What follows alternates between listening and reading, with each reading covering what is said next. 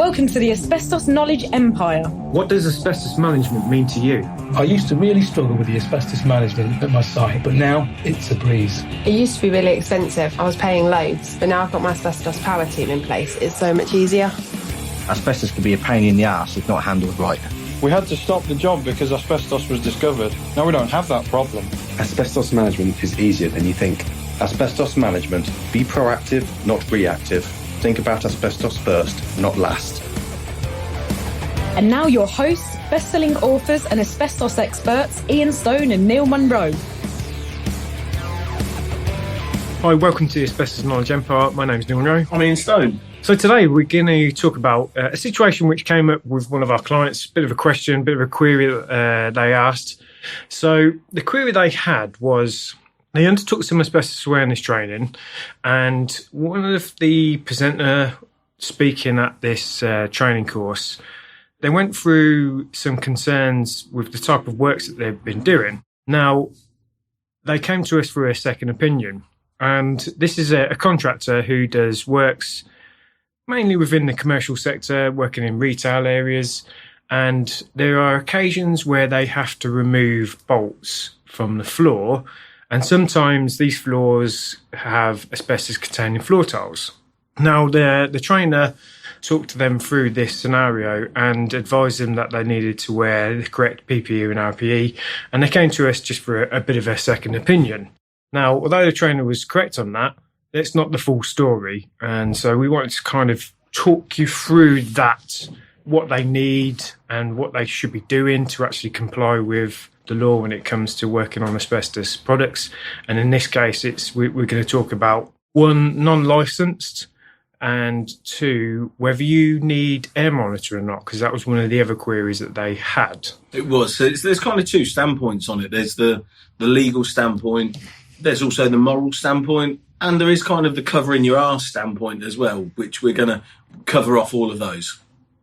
Let's take the first question then. So the contractor, what do they actually need, and what do they actually need to do to remove these bolts from the floor when their bolts are through asbestos vinyl tiles?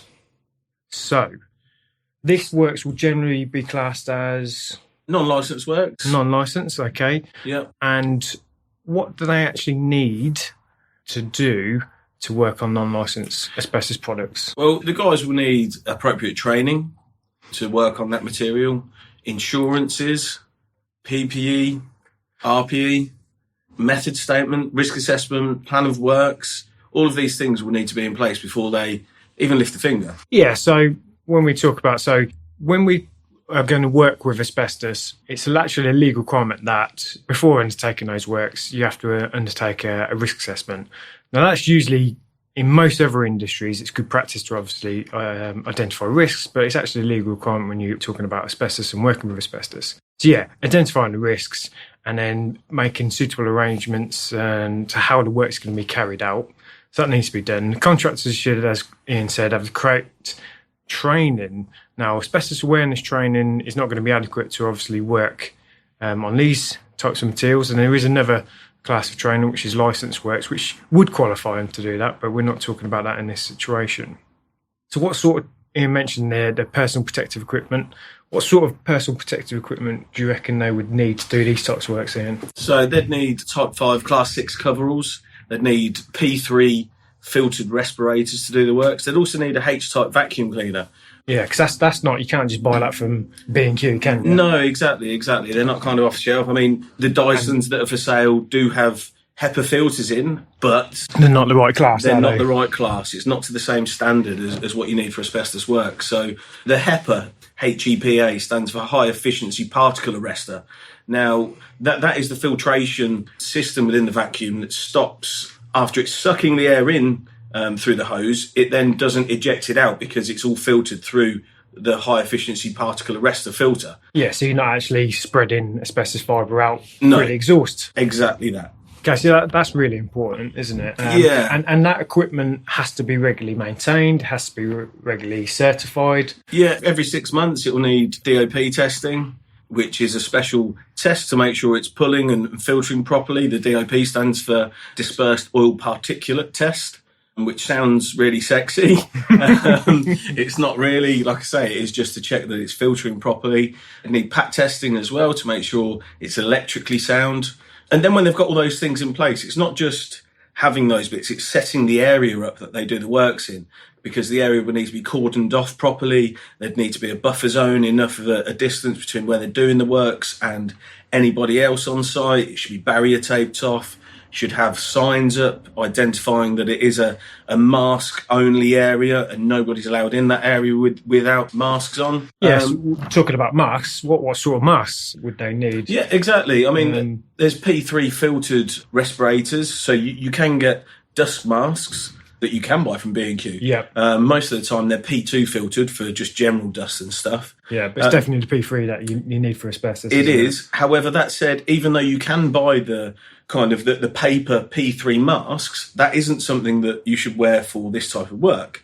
But if any respirator has to be face fit tested for the user, doesn't it? Just to make sure that it's all good getting a respirator, but you don't know whether it actually fits and whether it's giving you the proper seal to protect you from the works that you're going to be carrying out. Yeah, and that's what I was going to say. The kind of the half face masks that we use in the asbestos industry, they're the same standard as the P3 paper masks. However, they are different in the fit factor because the half face masks that we wear, they're created so that you can wear them for longer. You can get a better seal. You can test the seal when you're putting them on, whereas it's a lot more difficult to do that with just the paper masks. Yeah. And talking about face fit testing, then there's a couple of checks, a couple of ways, isn't there, that you can have a face fit? Yeah. It's quantitative and qualitative. Yeah, and one of them is essentially you can put a hood on and another colleague will waft some foul-smelling smells in front of your mask. Scented oils, aren't yeah, exactly. And it's to see whether you can smell it, and if you can, well, you haven't got a great fit. But that's all down to personal. Yeah, how you smell, how the mask fits on the day. It's a check, isn't it? But it's probably not one that we would recommend. It's certainly not one that we use in the industry. No, in the industry, we use a quantitative test, which is most of the time it's carried out by a porta count machine. And again, you put on a mask, it's got a pipe coming up to it, and you do all sorts of different exercises with it on. And it's checking that when you move your head from side to side or up and down, or you're stepping on a step and you're doing kind of real world activities, is the mask still fitting your face? Does it actually work? And is it giving you that correct fit factor? Yeah, which is quite important, really. It's massively important. I mean, the other thing as well that kind of general trades don't have to do, but we have to do in the industry, is shave every day. Yeah. And that's a massive one. You can put a mask on and you kind of get a fit. Yeah, even with just little bit of stubble. Yeah, exactly. I mean, 5 o'clock shadow that guys get at the end of a day of not shaving or not shaving till morning. Again, that can change the fit factor. Yeah, definitely. Okay, I think that pretty much covers face fits and masks, doesn't it? Yeah. So, and equipment we've covered. Disposing of waste. Again, that's a biggie. Yeah, you've got to have a hazardous waste license to remove hazardous waste from site. And now that could be covered by a skip company who has got one. Mm-hmm. But if you're a contractor removing the waste from site yourselves, you've got to have a hazardous waste license. Yeah, a waste carrier's license. And that's the thing for these jobs. If you are, for this one that we're talking about, the small amount of bolts, you wouldn't really be looking to hire a skip company and do a waste collection or to have a skip on site for this. So therefore, you'd be looking to take it away in the vehicle that you're using. But Neil's right in saying that you need the waste carrier's license. But also with that, yes, you can get a waste carrier's license, but then you've actually got to carry the waste properly. Yeah. So for asbestos waste, it needs to be in a sealed container. So once the asbestos waste has been double bagged, when it's placed in the work vehicle, it needs to be placed in a secure compartment that it's not going to be mixed with, I don't know, your other tools, other materials that might puncture that bag. Yeah, segregated basically from the rest of the... a fully segregated section. Yeah, cool.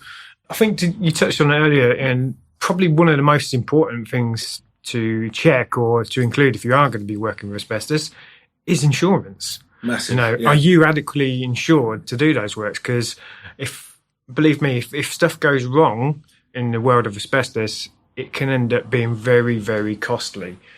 One, if you are a contractor, make sure you are covered for that. And two, if you're employing contractors, make sure that they're covered for that as well. So you've got that reassurance. Yeah, and the reason we kind of raise that as a big point, a lot of insurances exclude any work with asbestos, full stop. So it's taken out of every normal policy. It's a policy that we have to have added into our policy of what we do and what we cover. And the same for the asbestos contractors. They have to make sure it's added in and to the right level and the right amount. Yeah, and for that, you pay an absolute premium. So that's probably why most contractors wouldn't include it, because, you know, the costs do really scale up when you start talking about you're going to be dealing with asbestos. Yeah, and if you're, I don't know, run-of-the-mill builder, you might only come across asbestos once in a blue moon on your site. So that, again, is why sometimes they might shy away from it and think, well, it's all right, we don't need it, it's only once in a while. But then when that once in a while happens, we need to make sure that they have got everything in place, including their insurance. So that kind of covers the requirements required for non-licensed contractors. But if it's a contractor that's going to be undertaking notifiable non-licensed works, there's a few extra points that they need to do to comply with that, isn't there? So if you're going to be doing notifiable non-licensed works, as part of that task, that has to be notified to the enforcing authority. That needs to be undertaken any time up to prior to the works being completed. And in addition to that, the workers, so the employees who are undertaking the works, they have to have medical examinations completed every 3 years, and records of those medicals and will going to need to be collected and kept and maintained for those employees for the duration. Yeah, and anything around exposure, so personal air monitoring and things like that to make sure or to prove the exposures of individuals need to be kept for that period as well. Yeah, so as you can appreciate, there's quite a lot to obviously comply with, to get on board, to make sure that you've ticked all those boxes. So generally speaking, it's, from our experience, we come across non-asbestos contractors doing these types of works, and they really do fall down on a lot of these areas. So that kind of covers that. So our response to the query was, you need to have all these areas in place if you're planning to work on asbestos materials, floor tiles and removing the bolts. The other query that they had was regarding air monitoring. So while they're undertaking these types of works, do they have to have air monitoring undertaken? And this is where I said earlier about kind of morally and also covering your arse with it. So, yeah. So legally they don't. There's no requirement to have air monitoring while you're undertaking non-licensed asbestos works. However, what I mean by kind of arse covering, it's kind of from two scenarios. So the first one is you're working to a set plan of work and risk assessment, and if questioned about that, you need to prove that you're not exceeding the control limit when you're doing these works. So that air monitoring will go some way to prove that the works and the methods that you're using are to satisfactory standards. You're not exposing, you're not spreading asbestos. So that's kind of the first part. And the second part is anybody else on site, neighbours, people walking past site. A lot of the time there's works that are set up and you're kind of, yes, you're back from other people, but they can still see what you're doing. So a lot of people will see guys in masks, in coveralls, a big barrier taped area off. There's a sign up saying, do not enter.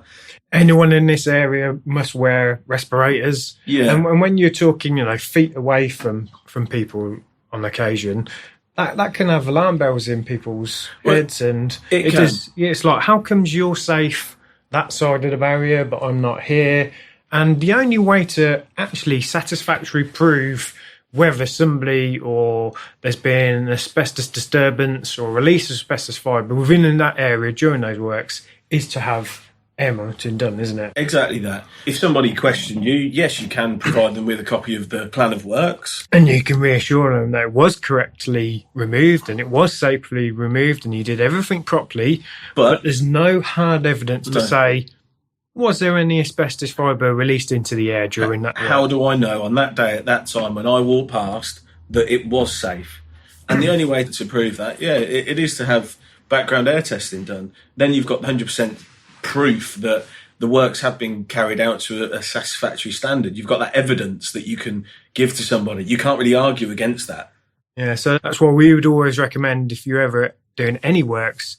with regards to asbestos, whether it be licensed or non-licensed, is have air monitoring done, because it does give you that evidence. If anyone does question, have they been exposed, you've got some sort of evidence to prove that everything was completed satisfactorily. Yeah, I mean, and that question can come from your own staff, the guys doing the works, like I say, passers-by. Members of the public. Members of the public. Other members of your staff on site. I don't know, if you're working in an office block and you're doing something in an office and other members of your team work in the office next door, they may question it. Yeah, that is a really important one, and that has come up over the years, hasn't it? Time and time again, where you're in an office block and you're having some asbestos works carried out, and as Ian said, you've got somebody in the following office kicking off saying, well, how do I know? How do I know I haven't been exposed during those works? Yeah. And the only way that you can go, look, everything's been done safely, there's been no exceeding air monitoring results, is to prove them with air monitoring. We were talking with somebody a little earlier, and we were talking about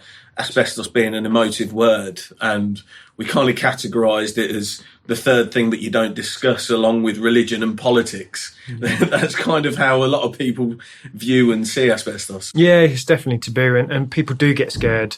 And if you've got the evidence to back that up, that everything has been done correctly, then you're going to be onto a better standing, really, and you've got something, hard facts, basically. That's what we're talking about here. You've got some hard facts to say everything was okay at that time. Exactly that. So I hope you found that useful. Again, if you haven't got any questions, concerns, join us on the Facebook community page, Asbestos Knowledge Empire, and that's it from us. Yeah, thanks for listening. Remember, asbestos first, not last.